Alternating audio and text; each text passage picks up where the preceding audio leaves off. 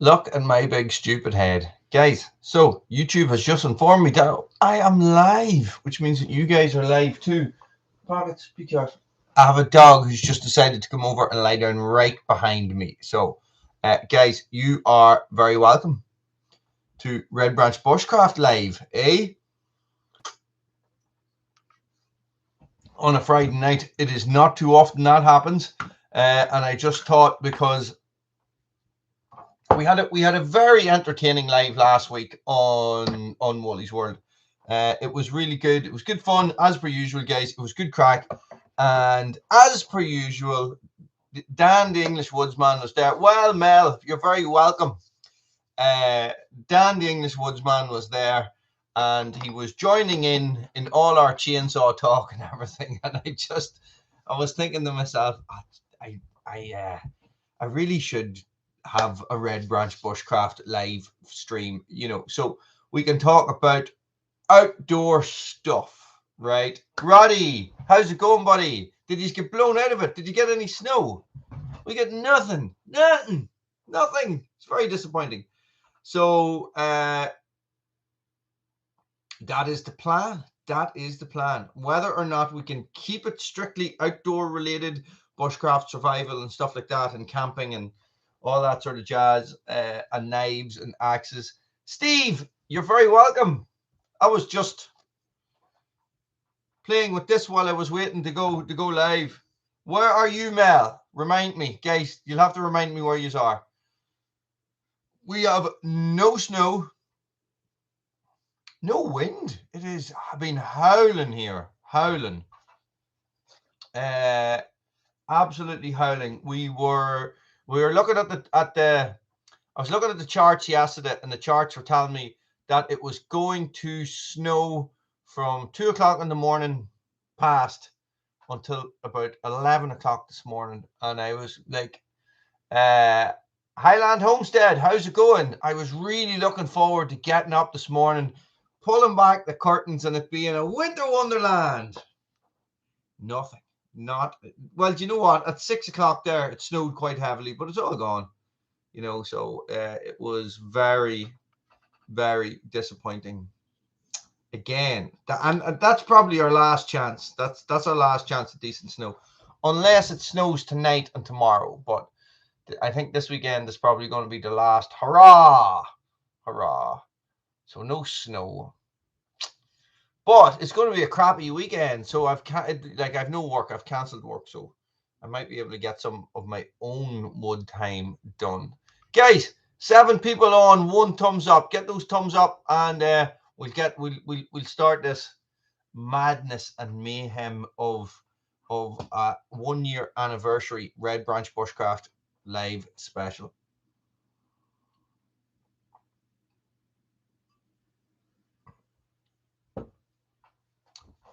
Really? And do you often get snow? Yeah, we have had snow in March. I just feel like this might be our last chance. And the Beast from the East was the end of February, I think, whenever it came. I did feel like this was our best chance with that storm coming in, that it would have sucked down some really, really, really cold air.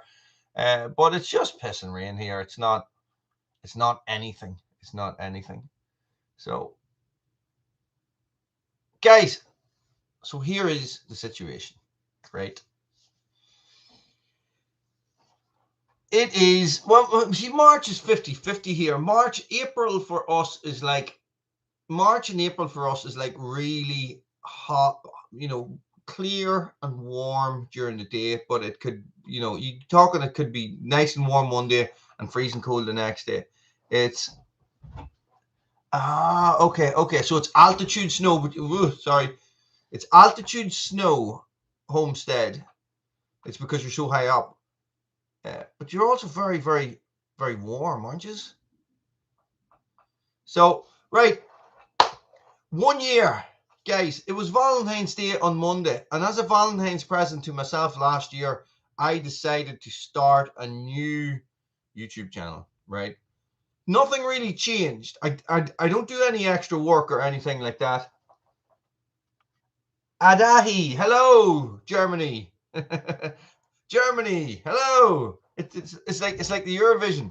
So I decided that I was going to start a new YouTube channel. After various experiments on Woolly's World, I decided it was time to remove my bushcraft and survival content from my main channel and to start a new channel.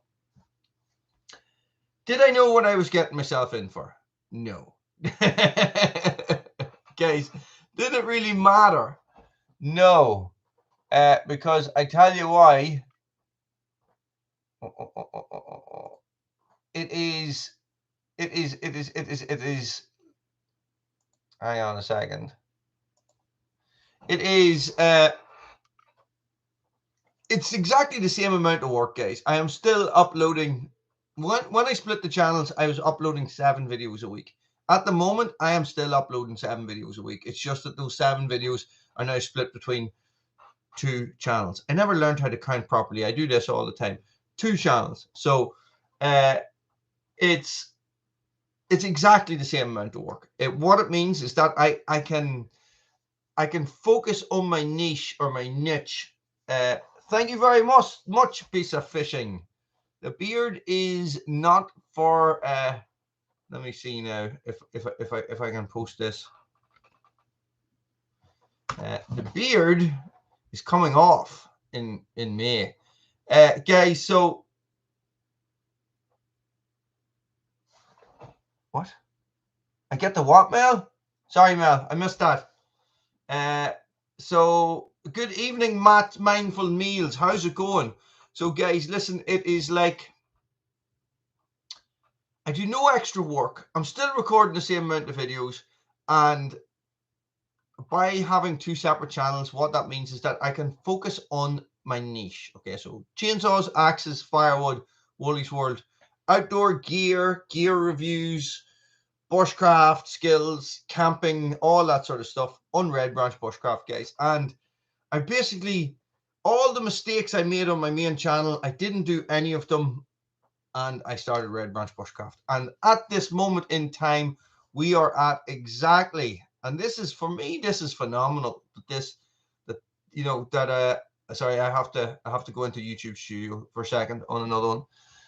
This is phenomenal that I have 1,895 subscribers on this channel. Guys, that's mental. I'm going to put on a live count on this. 1,895 subscribers, guys.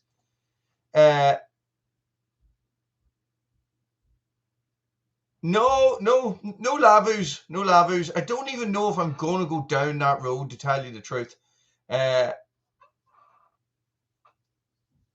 Nice. Nice, John. Nice. Sorry, trying to catch up here. Guys, so it's a strange one, right? I'll talk about the 2 channels first, and then we'll move on. Okay, so on Woolly's World at the minute, I was having a conversation with Indiana Doug this morning. On Woolly's World at the minute, I earned about 90 subscribers a month. And because I'm solely focused on my niche and my outdoor stuff and my survival stuff and my bushcraft stuff on this channel, and gear reviews, guys, I think the gear reviews help a lot. 300 subscribers a month here. So hopefully, guys, but it's the subscribers is secondary. This is what I've learned through all my faffing about and making mistakes on YouTube. Subscribers are nice, but it's secondary. The most important thing is you guys in the comments and me being here talking back to you. Do you know what I mean? So that is it. So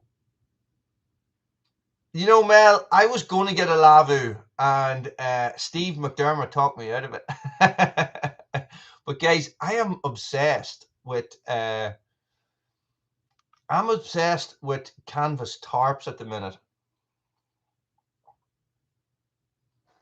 Valerie Fun. Hang on, I'm going to try and say that. Hendricks. Yes, Hendricks. Well spotted. Well spotted. That's a painted that a long time ago. Jesus. That could be 2004 I painted that. Grumpy Toe, you're very welcome. You're very welcome. So, guys, 1 year ago, the first video I uploaded was actually something that I took from Woolly's World and uploaded it. And it was a bushcraft video. And I think the first proper video I ever uploaded to Red Branch Bushcraft was a campout video. And when I was doing Woolly's World and all, I always wanted... Matt, that is the absolute best thing to do, is to comment on every single... reply to every single comment while you can, okay? Now, here's the thing, guys. I've been making videos for 7 years, okay? 6 years anyway. It's probably nearly 7. So I just sort of randomly did whatever I wanted on Woolly's World. And it absolutely bites you in the ass. It does not work, okay? So no matter how much...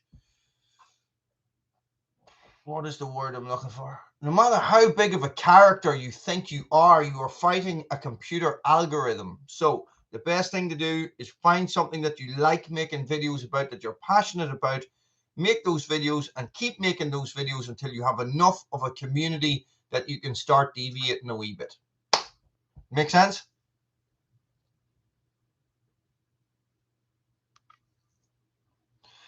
No, probably not. Probably with a fire on the outside of it. I think Highland Homestead. I think that would be, just use it like a normal tarp. I'm not going to go down that line. I do have a hot tent, but it's a 6-meter hot tent. It's like you could fit 20 people in it. But I'm going to put a stove in that. I just need to get some funds together to get a stove. Well, you see, this is it, Matt. You do it because it's fun, right? And when it stops being fun, it's time to stop doing it. That's the way I look at it. So and that's why I think about making a third channel. Oh my God, I am a glutton. You see, there's times when I would be sitting here and I would go to myself, you know, I just grab the gimbal and I'll run outside and I'll just make a bloody random video about something that just happens to be in my head at that moment in time. But if you upload it, that doesn't, it doesn't really work, because people don't watch it and then they're like, oh, I was into chainsaws and stuff, but that's not a chainsaw video, so I don't want to watch it. Longfire, Homestead, if you look at my winter shelter build videos, they are some of my first videos as well. They were the ones that I actually took them from Woolly's World as well. So they were one of the ones that made me decide to start another channel. But the camp out video from that section, I slept with a long fire, and I think it was -8 Celsius for us. Yeah, I know, Matt. I know, I'm an idiot. So this is the thing. So I built the shelter. I built it out of just logs and stuff, and put a good roof on it, and built a raised bed and did all that stuff. Set a big long fire in it, cooked steak over the fire, did all that stuff, and it was absolutely, had a camp out. It was absolutely fantastic. I think I camped out at Christmas last year, sometime over Christmas. It was freezing. Leonard, how's it going, buddy? And it was like absolutely brilliant. But I slept out in I had my winter sleeping bag set up. I had a merino wool blanket, a normal wool blanket, and I slept inside my my Winchester Adventure Roll. I was toasty, boy. 5 channels? No way. How do you juggle that? That's crazy. I would be like, and do you know, here's the thing, right?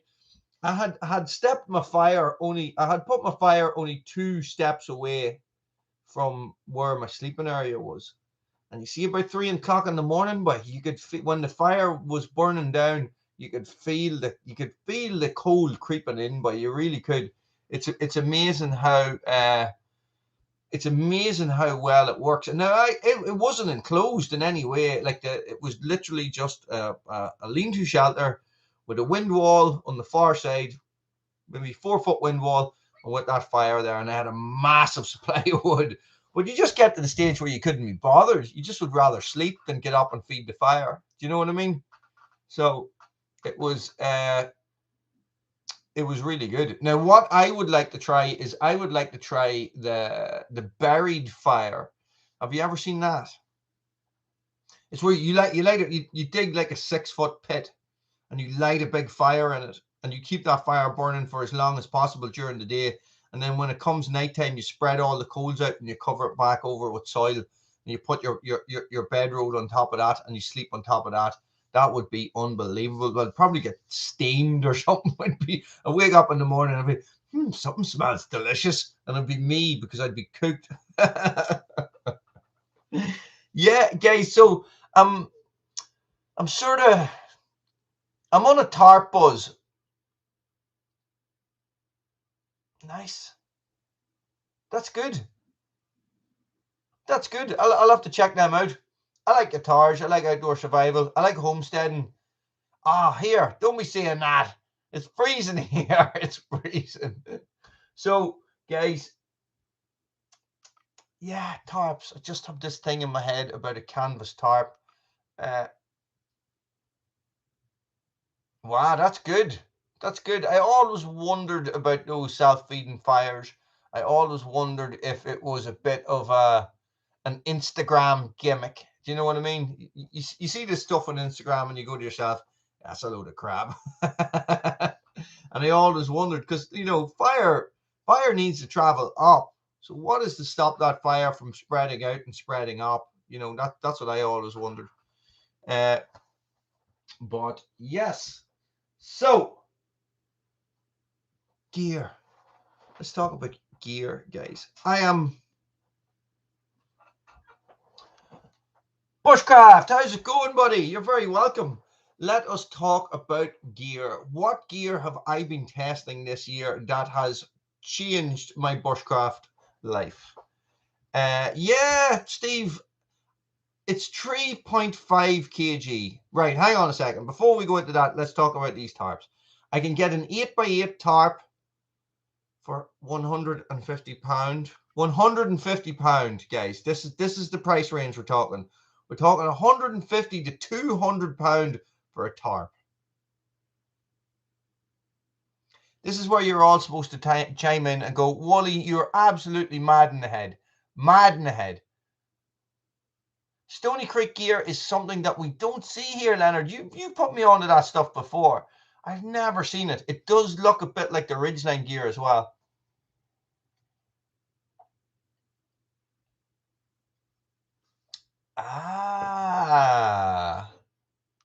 Nice. Was that an SRE course?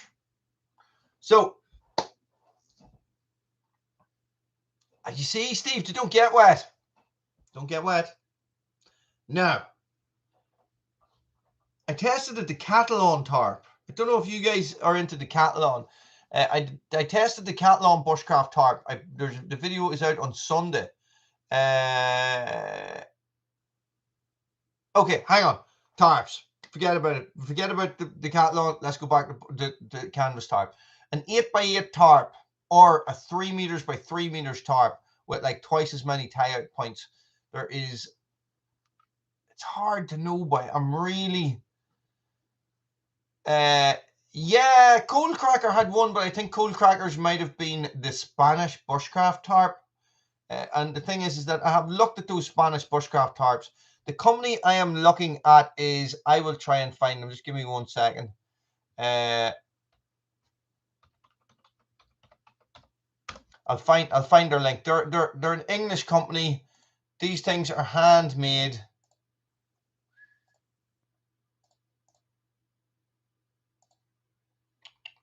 Give me 1 second, guys.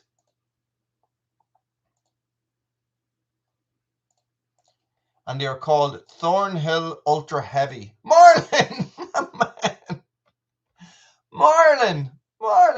Marlon. How do you find me? You find me and you donate. Thank you very, very much, guys.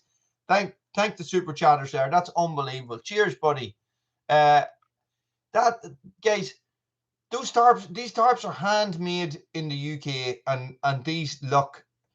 You're talking about the bushcraft. See, the thing is, I watched a video about bushcraft Spain tarp and it failed. It was a failure video, and I was like, And when I was looking at the pictures, I was thinking to myself, they don't look that good.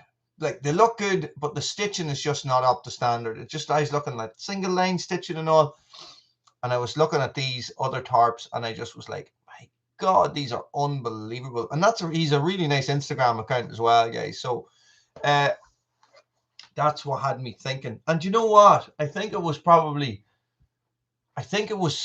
Steve, the Firebox stove, sells bushcraft spray and tarps on their website, and that is the first time I have seen them.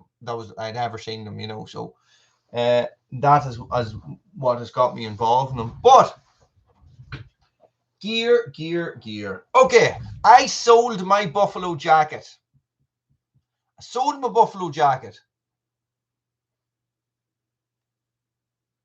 Yeah, you still got to import it, Leonard. This is the problem. So it has to ship.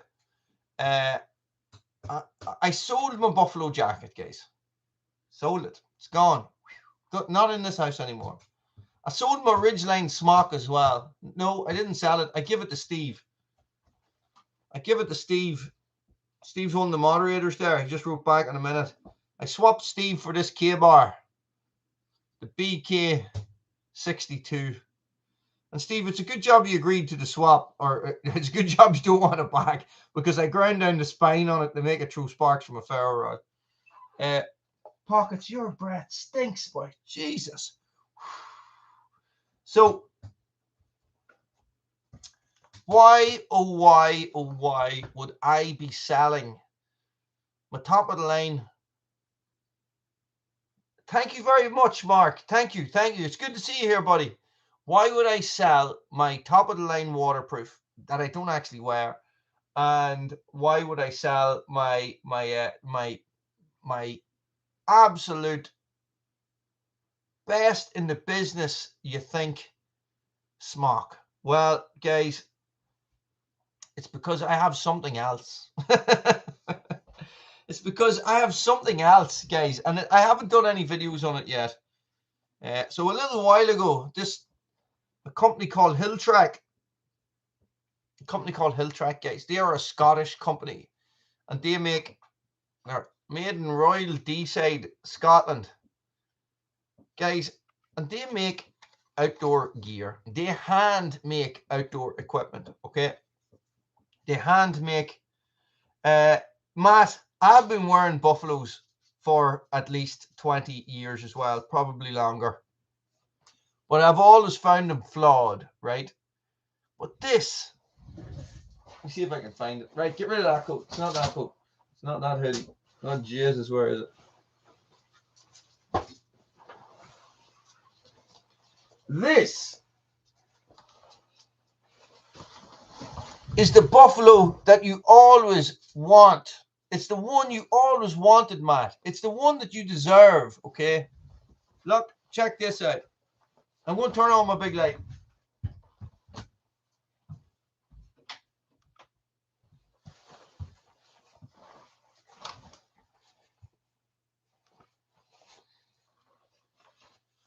This is this is the fiber pie lining, guys. It's sort of hard to see. It's not the brightest here. Let me turn off some lights. Okay, this is the fiber pie lining. You see that there, guys? And this is Ventile Cotton. So I got talking to these guys a little while ago online, and I sent them a video about a buffalo, and I sent them a video about how I reckoned that the buffalo was absolutely fantastic, but it was far from perfect. And the reason why it isn't perfect is because it's made of Pertex, right? Now, what I didn't realize at the time until somebody pointed out to me, that Pertex was actually invented as a synthetic replacement to Ventile, because Ventile is one of the most expensive materials in the world. Okay, so Ventile cotton is the purest form of cotton you can get, that is only spun and made in one factory in the world, and it's somewhere in Sweden, I think. And this fabric is unbelievably expensive, so they have to get this stuff takes forever to make, right? So basically it is so finely woven, and it is woven so tightly together. Rod, this is a Ventile smock, right? And it's so finely woven together, guys, that it when rain hits it, the fibers swell up and it becomes 100% waterproof. And it's 100% waterproof, windproof, and it's as breathable as normal cotton. Okay, for you sweaty boys out there, this is the stuff you're looking for. Now this, I'm going to get naked here. Let me take my jumper off. And this is the best stuff I have come across this year. Well, since I started the channel. Okay, so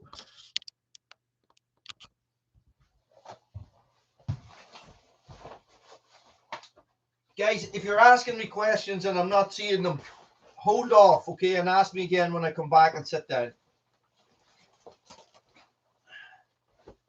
Guys, I've been wearing this, and it is absolutely, like, it's just like, it's class. It's class. It's absolutely class. Massive hood. Really, really good hood. Okay. So these guys, here's the thing. It takes 8 weeks to make one. You have to order them and send your measurements. They make it for you and they send it over. Right. So they said to me, Wally, we love your video. We want to send you one of these things. At the time, I only had 500 subscribers, guys. So they were like, they're taking a bit of a risk, right? So I said, well, I tell you what, guys, seeing you are nice enough to send me one of these, I'm going to say a £250 coat. Sure, I'll get one of your flagship ones as well. So I got another one. This one is not pile lined. This is double Ventile. So it's Ventile on the inside and on the outside. Okay. So this is your absolutely 100% waterproof and windproof.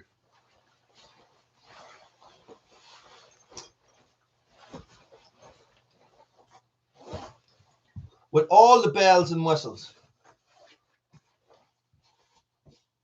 Check that out. Oh.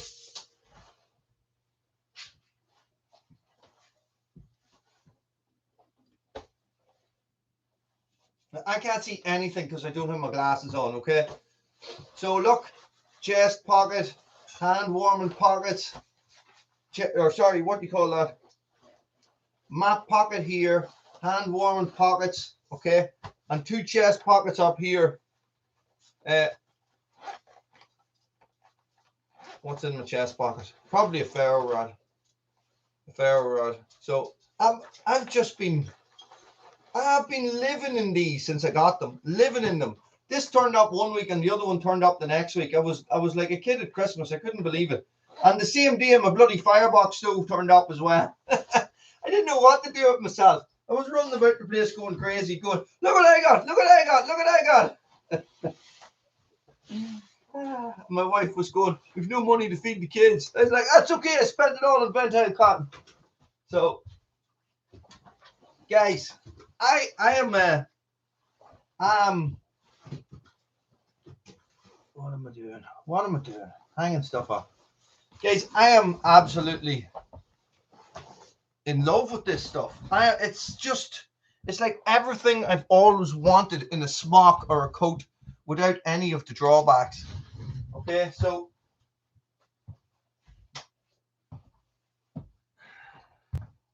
it's thorn proof.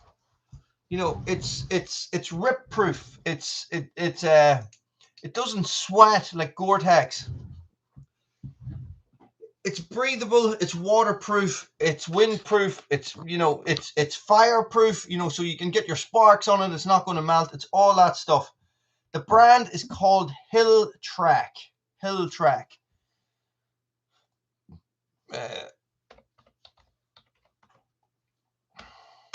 Guys, be careful when you look at this website if you have a bad heart. Okay. Ferro rod proof, yes. Everything proof. Guys, it is really nice. Gin79, you're very welcome. Mel, see you later, buddy. It is nice stuff. And I have been, it's weird the way things come about, guys. I've been interested in Ventile in maybe about 2 years, 3 years, and just through an absolute random conversation with some guy online on Facebook, they sent me this coat. Now, it's taken a long time. There's been, Brexit, COVID, Suez Canal, all that crack going on, so it has really slowed it down. But it was 8 weeks for the first one to get here, and then I went, oh, sorry guys, I actually give you the wrong sizes, and that is a little bit too small for me, and I had to send it back. It's like, so they're like, yeah, don't worry about it, happens all the time. We'll sell this. This will be gone tomorrow, because they don't keep stuff in stock, so they just list it on the website as in stock, and somebody buys it, and it's like unbelievable, guys. Ventile was invented as a replacement for rubber at the start, when there was a rubber, before the full-on start of World War II. There was a shortage of rubber, right? And they were looking for a rubber alternative, and they came up with Ventile Cotton because it was so airtight when it swelled up. And what they actually ended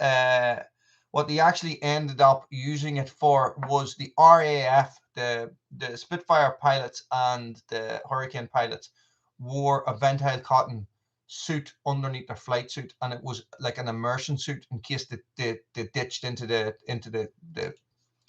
sea, and that was its main use. And then it became very popular in mountaineering circles. So Edmund Hillary and all those guys, and all that. No, that's completely wrong. Completely wrong, Wally. Talking out your ass.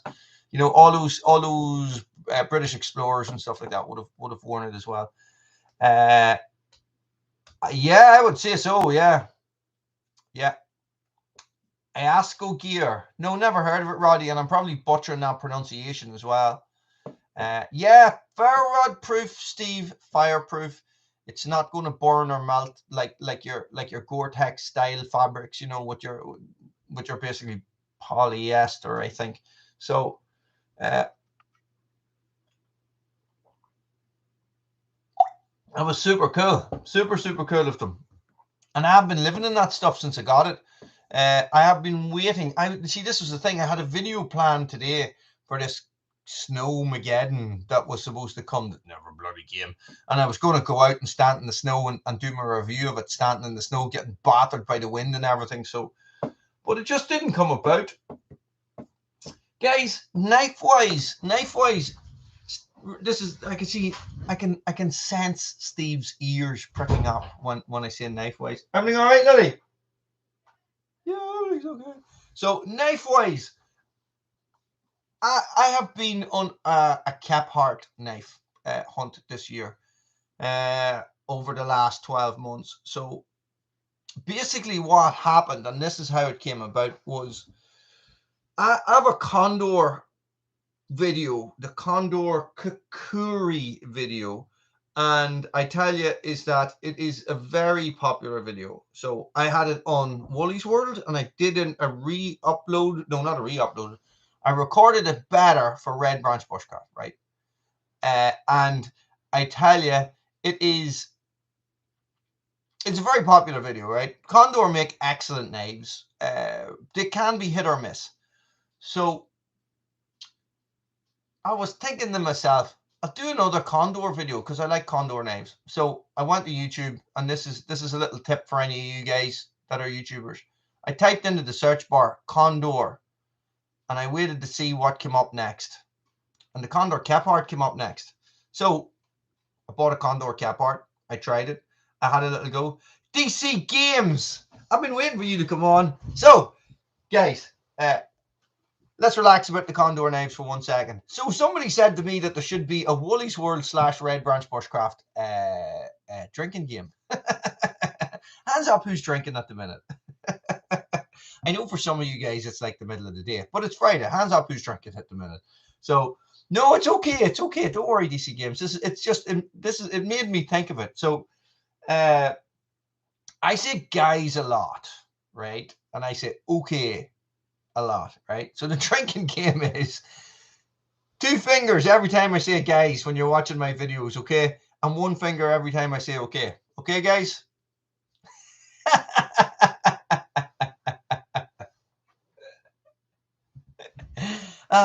You're so funny, Wally, for a non-alcoholic person.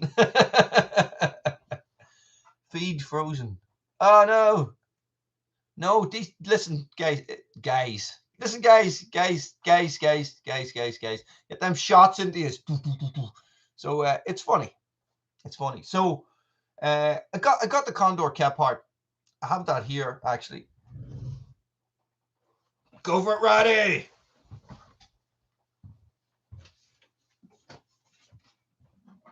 Box of knives, anyone? Box of knives. You've Christmas booze left? No, that's a box of torches. Where's my knife box? Ah, here it is.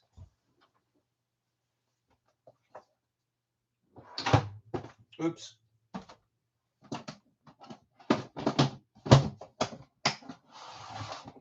Okay, so for those of you who don't know, this beautiful piece of steel and walnut is the Condor Hickory, right? You see, I make my own, so the Condor Hickory. It is 6 millimeters of absolute mayhem and destruction. It is one of these knives that you pick up in your hand and you go, I'm going to do something with this. Okay.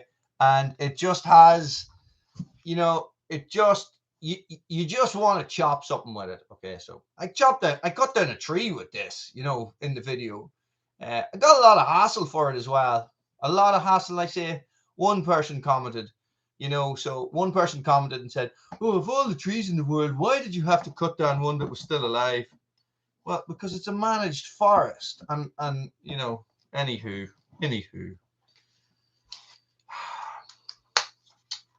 So we'll put that one away. Do you want to see my big box of knives? Who wants to see my big box of knives? So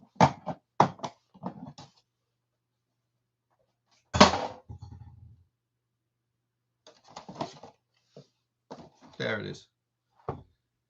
So I bought 2 cap hearts. I nearly bought 3, but I could never get the 3rd one. I never just sort of got round to it. I need some. Wait to see this for a pretty little knife. Here's a little bit of TLC. She's going a bit moldy. This is actually Lily's knife, my daughter Lily's knife. And this, I don't know if you can see that. That's the Red Branch Bushcraft logo on it. It's laser etched onto it there. I give that to Lily one time. She did 9 weeks, 7 days in a row working with me one summer, about 2 years ago. I sort of said to myself that I wouldn't get her to do it again, and I got this. I got this for a rosewood handle, red liners. Very nice. Came with a red sheath as well, but I see the sheath's going a bit moldy. I might take it out and dry it a bit. Probably because I had the box locked. This, Jesus, I still have this. That's a prototype of the Red Branch Bushcraft knife. We didn't get very far with that. Must get back on to him about that. That's a nice knife as well. 01 tool steel. Anyway, might be a better sheath for that knife. Nah, far too big. Anyway. What were we talking about? Put this away. Put this away, Wally, before you cut the hands of yourself. Okay. Yes. Oh, I'll show you this one. Guys, this is a very rare knife. And this is the Kane companion knife, okay? check that absolute beast out. And that's another 6mm beast. I did a review of this knife, right? And Chris Kane, if you are out there, buddy, look, you see that there? It says his name there. If you're out there, Chris, I am really sorry. But he commented on the video saying nice knife or something like that. And any of you guys that do YouTube, you'll know that sometimes a comment will come up in your notifications. When you go to click into the comment, it is nowhere to be found. I have never found that comment again. I got the notification to say that the comment was made. I can never find that comment. Right, okay. I'm going to leave this one out. Put that on the radiator for a little while. Try it out. Not too much. Just put it beside the radiator. Okay, so I'm also drying out mullein leaves. Mullein or mullein. I'm drying them out as well to try and see if they'll take a spark from flint and steel. Okay, so this is what we're talking about. This is the Condor cap heart, right? This is what started it. Somebody commented on my video I did of this. You obviously don't know how to use a knife. I just like testing knives in a certain way. Guys, this is a child's knife. That's all. It has the tiniest handle that you have ever seen in your life. Mama Taz, you're very welcome. The tiniest handle. It has the thinnest blade profile. I thought until I got the Ontario knife. And this is their fish and small game knife, or the cap heart knife. So this is the old Hickory knife. So old Hickory, basically, to stop people from cutting up their really good knives, they just started making knives, shorter knives. Okay, so this is a waste. This is good for nothing as far as I can tell, except maybe processing game and stuff like that. In a bushcraft scenario, in a survival scenario, you know, I would prefer this over this. But your skills need to be up there to be using this knife, okay? Now, that led me to... Well, Pat, how's it going? That led me to this. And this is Steve sent me this. Steve that you see there with his blue with his little blue wrench. That means that he is a moderator on my live feeds now. Haha, Steve, gotcha. So, guys, this is the K-bar. This is an exact replica of the cap heart knife. Isn't that right, Steve? Correct me on this. This is an exact replica of the original unused cap heart knife that they got a copy of. Ethan Beck, who is it? Ethan Becker? I'm not sure. There's a whole big history with this knife, guys. And when I read the history of this knife, of this K-bar knife, I was reading The Revenant at the time. And I was like, oh my God, I am going to live in the wilderness with nothing but a bag and a flint and steel. I'm going to, you know, and I'm going to fight bears, you know, so. But I gotta say, this is a hell of a nice knife. This is a really nice knife. I like this a lot. But its main problem with that is that it's not that. Myself and Steve swap knives back and forward a fair bit. Not that we've done it this while. Well, you've sent me knives. I haven't sent you any knives in ages. And guys, that is my all-time favorite knife, and that is the Spyderco Bushcraft Uk. Oh, okay. And this is full flat. And it has an unsharpened spine as well. But you can see there where I took a file to it. Just right there. I took a file to it right there just to flatten it out a wee bit. Guys, it's actually a rounded back on it, okay? And that's probably, Pat, what's that for? Oh, no way. You must be back to work now, Matt, are you? Good to see you better, and glad to see you got that stove. And thank you very much for joining in the live feed. So to me, and this knife's a little bit dirty because I was wrecking it the other day.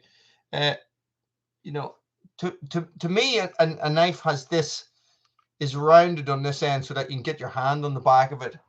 Ranger, how's it going? You're very welcome, buddy. So you can get your hand on the back of it, so you can use it two-handed for, or you can get up for close control for skinning, or as a draw knife, or and stuff like that. Okay, so this is designed along with Becker's or Kephardt's system. Now he had a system, and this is why it doesn't need to be 4 mil thick, and it doesn't need to have a sharpened spine. Is because it was part of a system. So you carried a buck saw and you carried an axe as well. Okay, yeah. So that was a bit of, well, I tell you what happened, guys, and this is a good thing, is that it got me thinking, right? So I went and made that video with the Condor. I give this to Evie. She's my youngest girl, so this is her knife now, and she it fits her in the hand nice. She's 7, so it got me thinking. So I made this video, right? I made the video for this knife, and I bent the knife, right? I bent the knife when I was battening a piece of wood, right? And I took the knife out and I said to myself, right, okay, I wonder what this heat treat's like. And I put it out and went straight back to shape, right? So I continued with the video. Now, I battened through the piece of wood to test the knife, okay?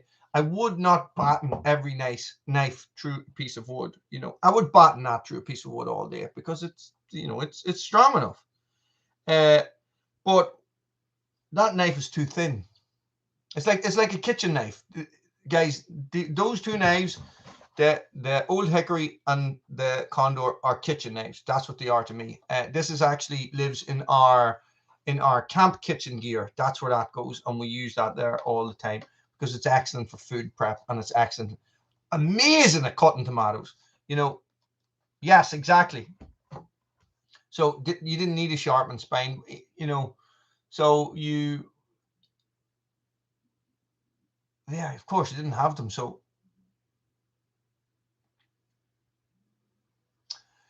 no, I wouldn't. It's a lot of money for a knife. If you had asked me that 5 years ago, I probably would have said yes. But I'm sort of in the phase now where I'm blowing all my money on canvas tarps and £350 jackets. Here's the thing. It's relative, isn't it? Okay, so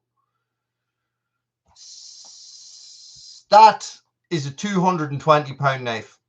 Okay, and that's not a handcrafted knife. You know what I mean? So that's a production knife. That's the Spyderco. Steve, how much was that? That's about the same price. It's 180 quid, I think.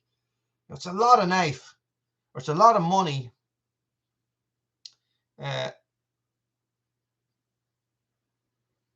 It's a lot of money for a knife that doesn't do the same as what that knife will do, as in battening and stuff like that. But here's the thing, and this is my point. It got me thinking, right? I know how to use a thin knife for splitting big pieces of wood, but I just didn't think of it because I wasn't in that mindset. So if I was splitting a big piece of wood with a knife, I would be making wedges. And as soon as I got the knife in, I would be putting the wedge in behind it so I could take the knife out. Therefore, I would be saving the knife from a beating. And guys, you should see if you can find that video. Let me see if I can find it. I'll put. Oh, hang on. See live count. Woohoo! 1,899. We got subscribers since we started. Are we going to go 1,900 while we're live in air? But so that's the thing. So that's actually a video I meant to do as well. It was knife skills on how to use a small knife for splitting pieces of wood and stuff like that. But I sort of forgot about that. So so somebody came on quite recently and said that I obviously didn't know how to use a knife and stuff, and which was fair enough because to look at the video I don't. Hang on. Ranger. If you're new to these live feeds, I can ramble a bit, but I'll come back to topic. Don't worry. So I just probably should have done it different, but in order to make a video and to review a knife, there has to be consistency.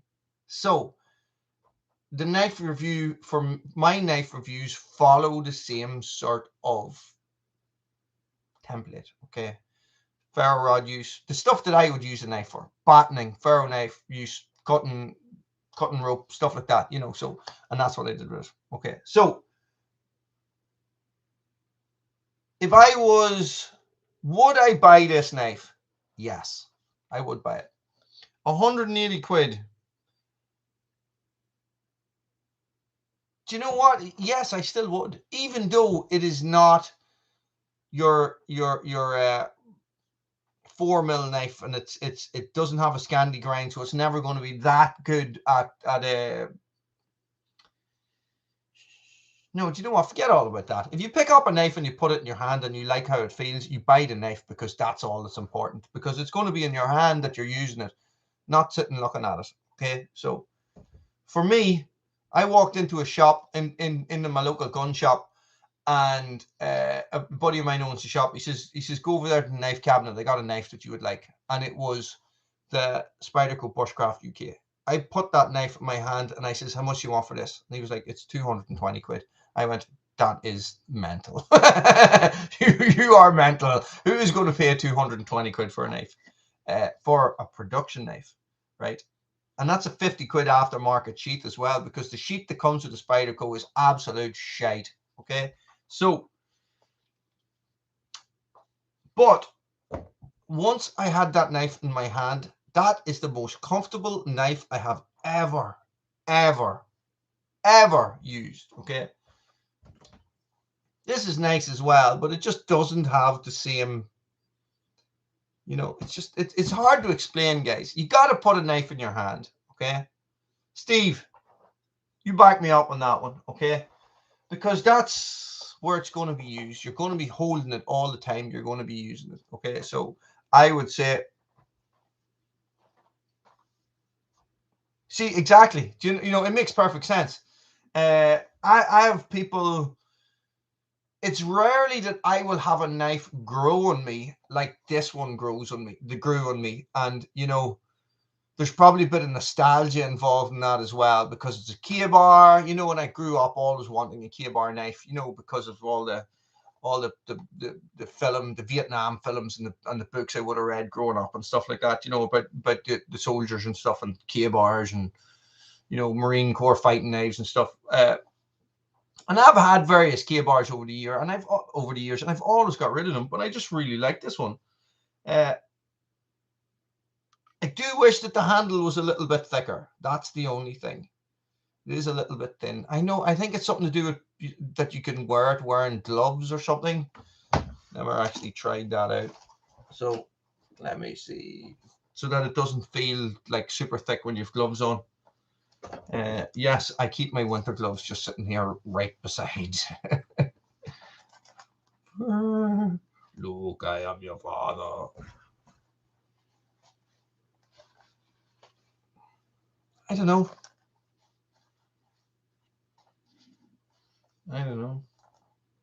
Hey, there's another thing. Another piece of gear that I unexpectedly like. And that's these bad boys right there. And that is an 80-pound glove. Oh, sorry, Steve. Sorry, you sounded Captain America there. Steve. Steve Rogers, we'll call you. Language. So, yes. And it could be a possibility that the Kephart, the Bushcrafts being Kephart tarp, probably led me a little bit down towards that canvas tarp thing as well, you know. So I think Lily's knife needs a little bit of TLC. I just got to make sure I don't spray this on the dog. So, you know, she doesn't look after it, so I got it. I'll look after it until she knows enough to look after it. But that's a fancy little knife as well. Handmade in England. I can't remember who made that knife now. And that was another company that reached out to me in through Wally's World about this knife, and they were selling off stock or something. I think this was like I think I paid 80 quid for this knife. And it's sharp and it holds an edge really, really well. Yeah, and Lily loves it. And it's one of these things you're going like, Lily, if you take that out of its sheath one more time, I'm taking it off you and I'm putting it in the bag. You know, so thanks, Vonos. Andrew, I don't know what that means at all. It'll probably come up with spam. Oh, really? Okay, let's go back into the knife box. Okay. So, Tony. Thank you, DC Games. Appreciate it, buddy. Tony, you're going to put a handle like this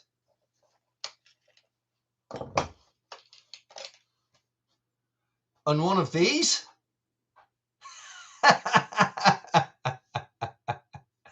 Guys, that knife has never been used. Never, ever, ever, ever been used. That was a subscriber gift from Wally's World. That's a nice knife. That's a nice knife. I don't know how. I don't know how. Like that's a deer hunting knife, and I don't know how. That handle is so slick, boy. So slick. Okay.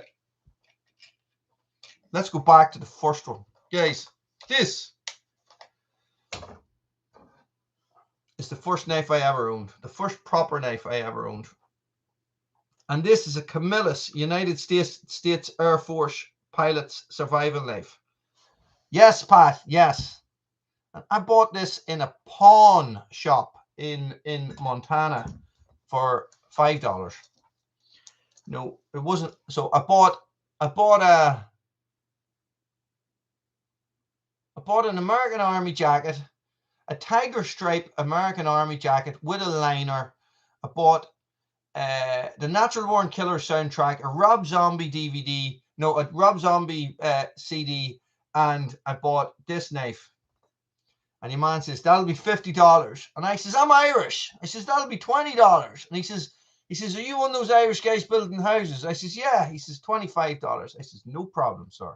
And I give him 25 bucks. I walked out of that place with a bag of stuff. It was bloody, it was, you know what? It was full of Alice packs. And I have an Alice pack, and I've had it since I was 14.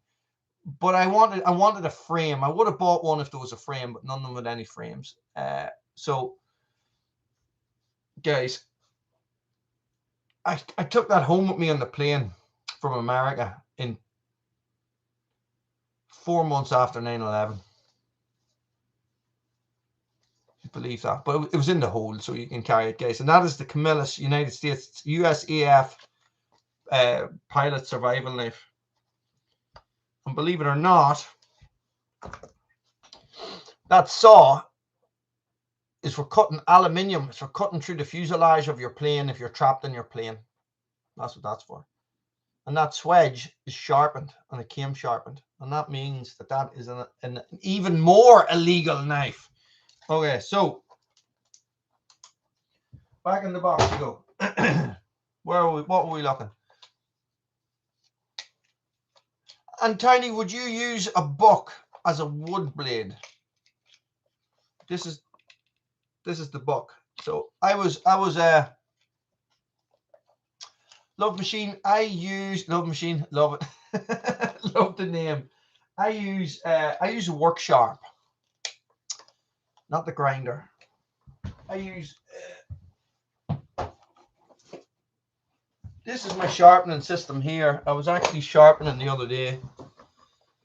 I use this, and if I'm going out, oh, it's not there. I have the field sharpener as well, and I will use the field sharpener. So I bought the field sharpener, and I found it so good that when I got a bit of money together, I bought this guided sharpening system. That's about 60 quid. It's expensive. So they're worth it, but they really are worth it. You sharpen everything in the house with that, including the axes as well. So for me, I'm a Hultafors man. I like Hultafors axes. So I have a Hultafors Hunter's axe. So which is be the same as the Grand Forge Hunter's axe and the Weatherings Hunter's axe. They're all basically the same thing. Fancy one of these or one of these, Steve? I couldn't do without this. I was actually sharpening knives for people and charging them for a little while.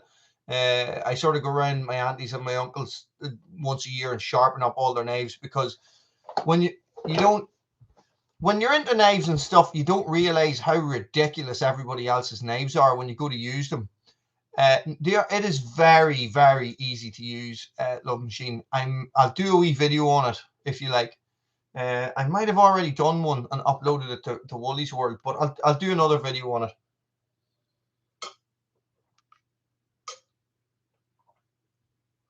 Excuse me, guys. What would make a good throwing axe? Whichever one is in your hand when you need to throw it, I would say.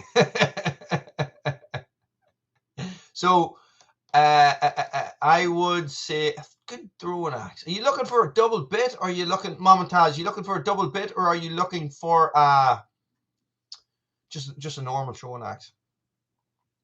I had decent throwing axes. I tell you what, K-Bar make a nice, no, Estwing make a cool double bit throwing axe. Only a wee small one, stacked leather handle, the same construction as their hammers. So a flying fox axe. Let me see what axes I have. Let me see what axes I had to hand.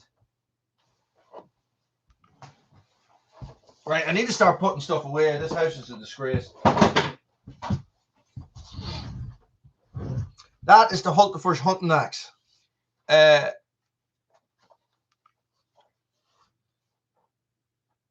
I think it's 22 inches long. It has a rounded pawl, right? And this is why it's the hunter's axe, and that is so that you can use this to force the hides off the carcass. And it has this so you can choke up on it so you can technically skin with this as well. Probably needs a bit of a touch up, but this is definitely feather sticking, carving, all that stuff. It is definitely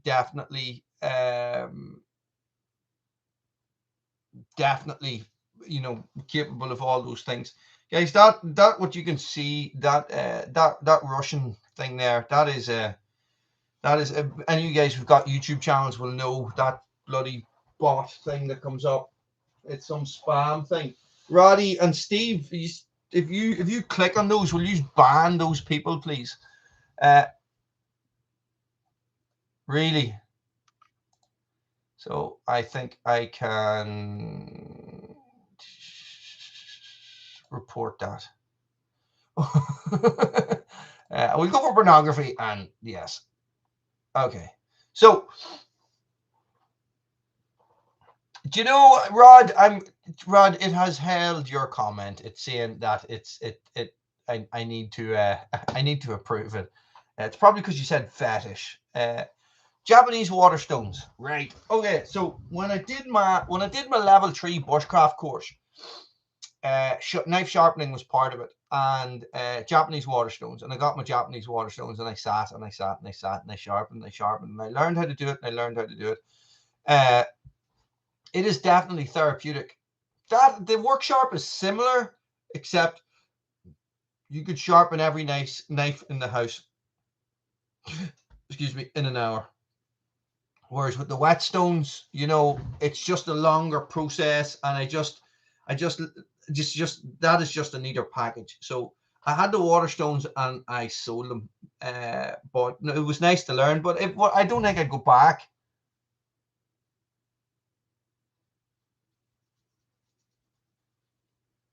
Mama Taz, I would definitely look at.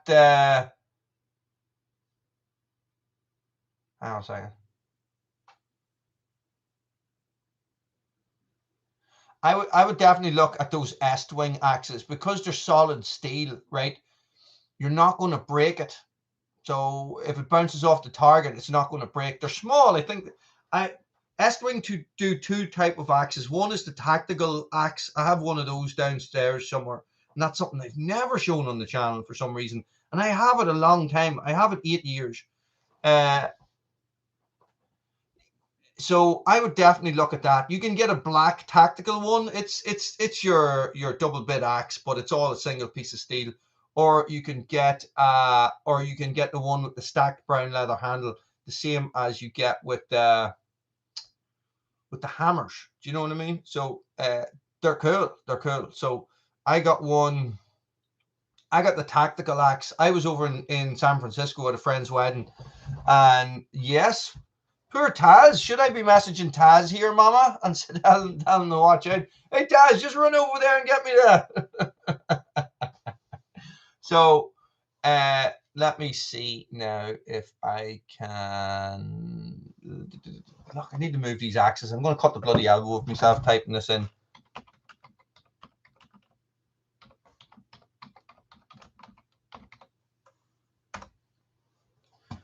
Okay.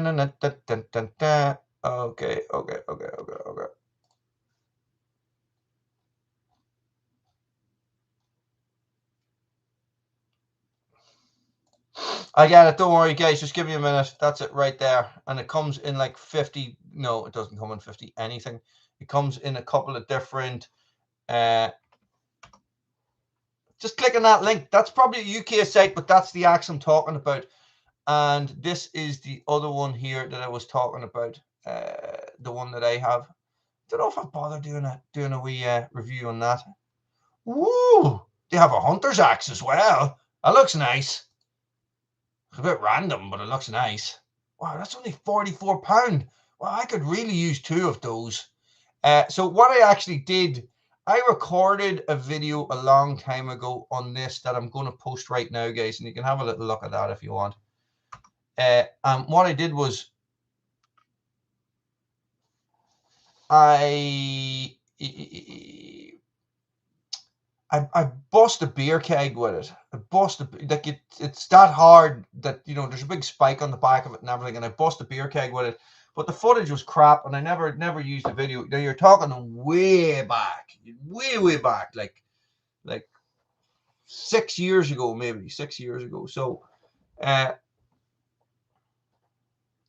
Rod, I have done a review of that, but I think I have done that video on Woolly's World. So the problem with the videos that I've done on Woolly's World was that up until last year or the year before, I was using a GoPro, so all the footage is no good. So it wasn't until I got my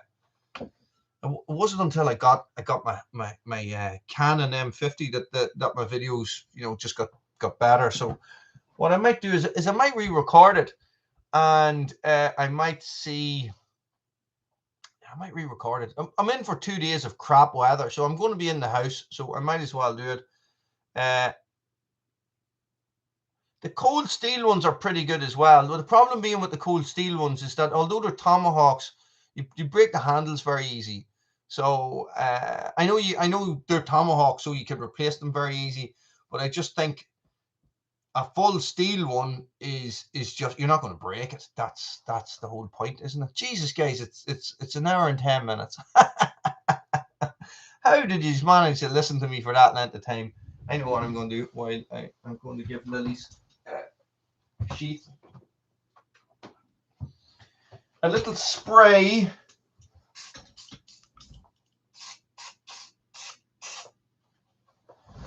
Guys, WD-40, hey, I swear to God, is there anything it can't do? It conditions leather.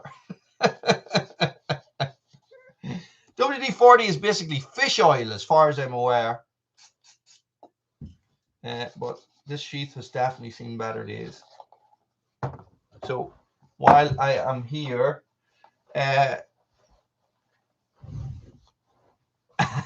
thank you very much. Thank you very much. It's a random one because I normally go live on my other channel on a Friday night, but because it's 1 year, guys, 1 year. Can you believe that?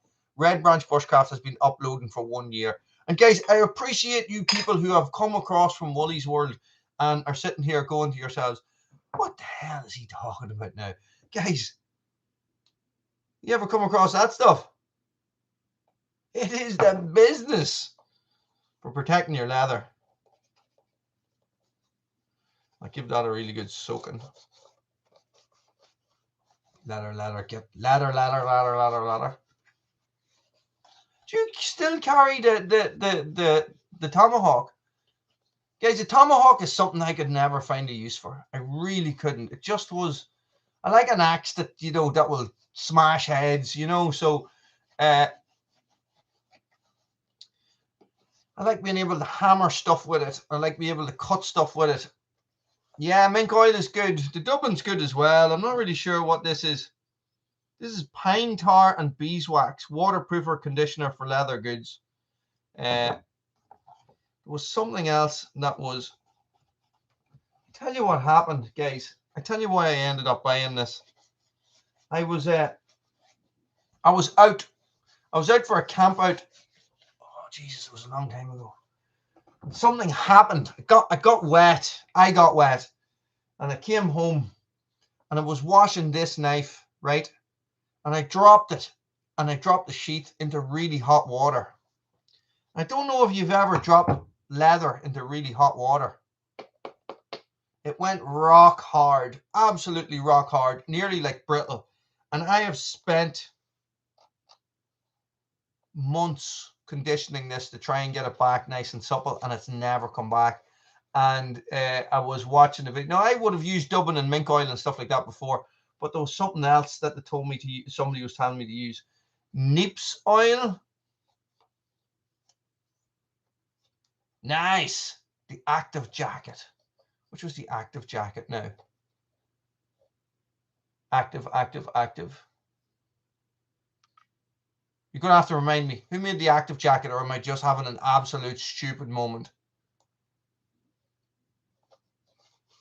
Yeah, bushcraft's cool.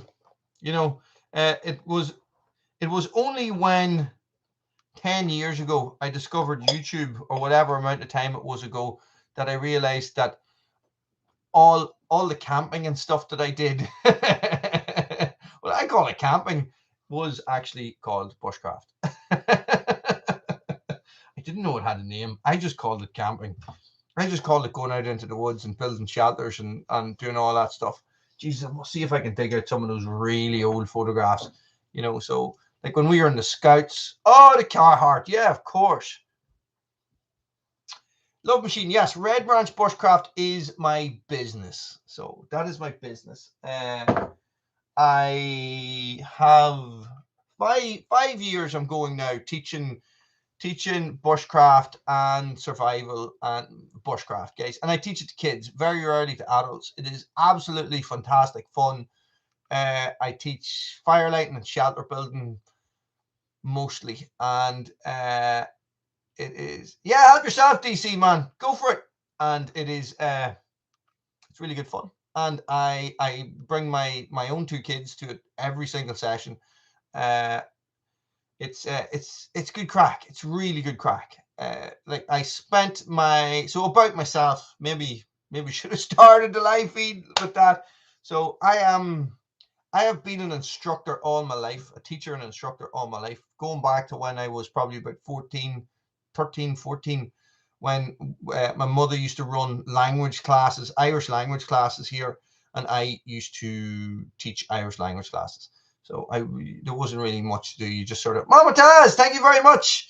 Thank you very much. There wasn't really much teaching involved. You just sort of ran through. I didn't really know what I was doing. But I then went and trained as an outdoor pursuits instructor, specializing in, well, he started off specializing in something. So I would have done a lot of kayaking and a lot of canoeing. I spent a couple of years bopping around in the Alps, in the Italian Alps, doing a lot of mountaineering and rock climbing, and a lot of whitewater rafting. And then I moved to the west of Ireland, and I lived on an island with my girlfriend, who is now my wife, and we would have taught a lot of surfing, a lot of hill walking, a lot of kayaking, and a lot of canoeing. And through living over in the west of Ireland, I got involved in the mountain rescue.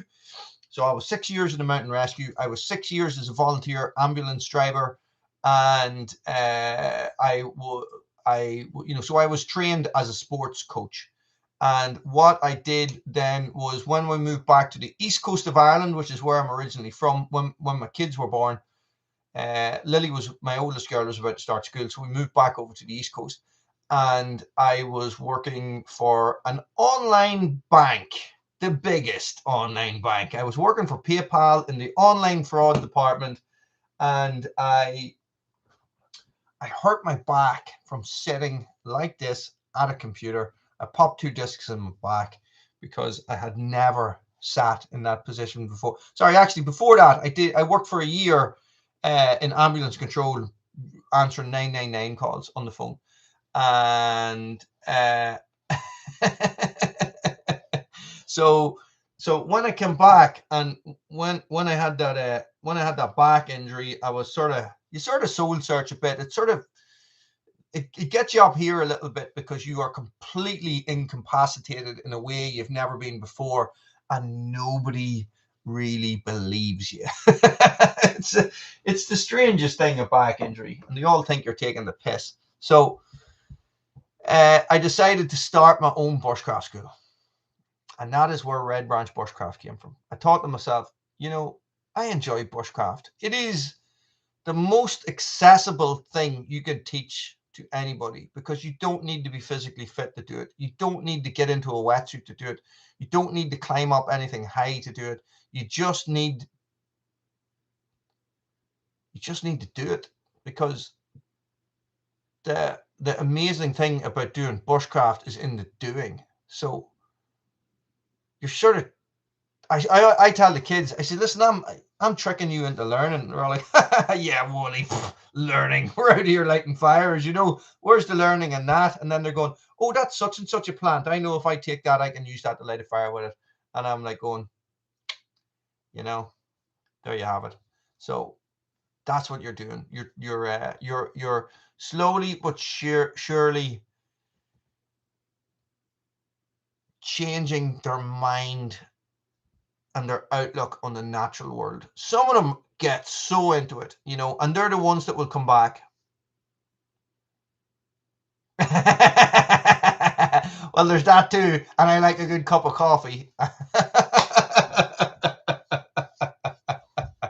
So, that's where it comes from, guys, and that's the whole thing. So, I love chainsaws and I love firewood and doing all that, but like teaching and bushcraft and all, that's the passion. And it's the funny thing is that that's where Wooly's World started, but it progressed. It just evolved into a chainsaw channel, into a chainsaw and firewood channel.